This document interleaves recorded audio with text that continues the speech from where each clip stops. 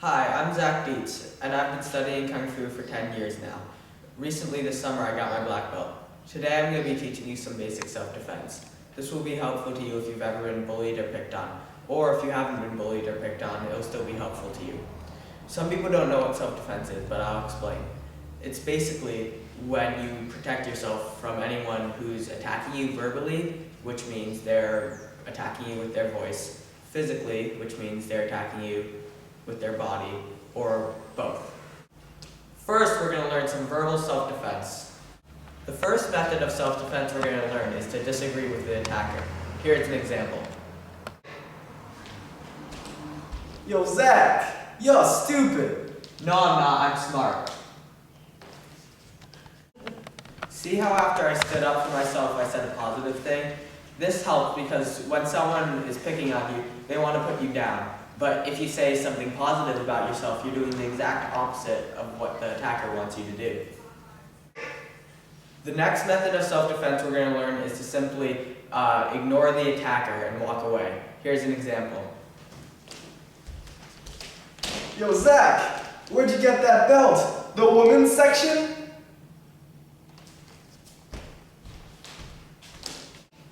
This method is effective because, like I said before, when someone attacks you, verbally or physically, they want to see a reaction from you.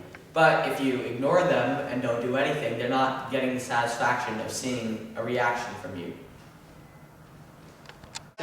Another method of self-defense is to thank your attacker. This might seem strange, but it can be pretty fun to do. Here's an example. Zach, you're so ugly. Thanks! This method of self-defense is really effective because instead of your attacker getting a reaction from you that they want, you being sad, they get a reaction of you thanking them. The last method of self-defense is by far the weirdest, but I think it's also the most fun. It's to say something totally random. This is my favorite because even though it's so strange, it works really well. Here's an example. Yo, Zach, the pudding store called. They want their muscles back. I like blueberries.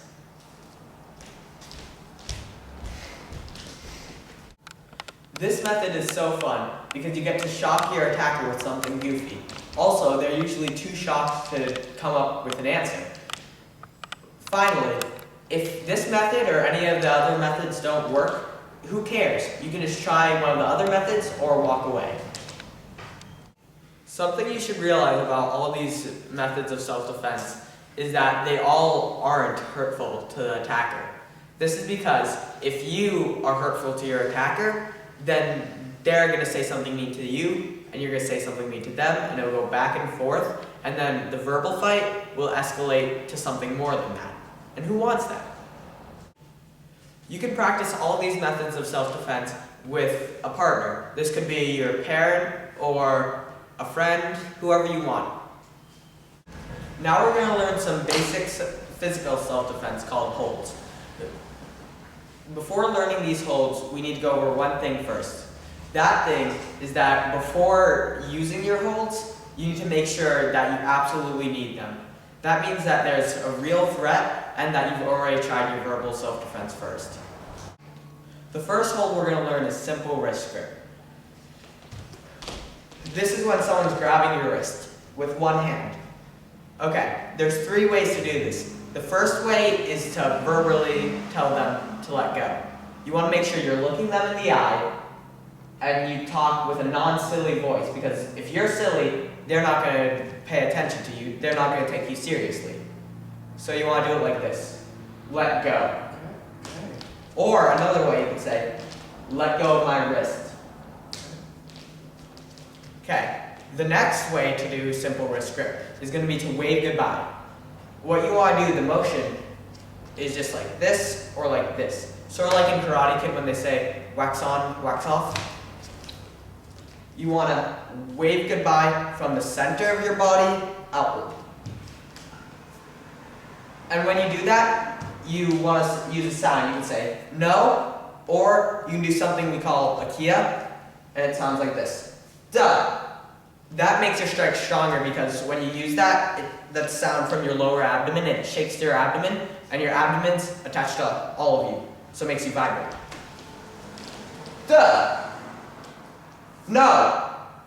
Okay, the final way for simple wrist grip is going to be to make a fist with your hand, grab your own fist, and pull up. Duh. And when you're pulling up, you're elbowing them to the face. Duh. Or, if you can't really reach them, you don't need to hit them. You can just pull up, pull towards yourself, and just run away afterwards. Duh. Okay. The next hold we're going to learn is called 2 hands against 1. That means that someone's grabbing your one hand with their 2 hands. Okay, here's how you get out of it. If you stop grabbing me for a second. Okay, so you make a fist with your hand, just like for simple wrist grip, and you're going to grab your hand, but before you do that, since they have 2 hands, you're going to stomp on their foot. Duh! Like that. And you don't, when you're practicing this with someone, you don't actually want to stomp on their foot. Duh! Like that.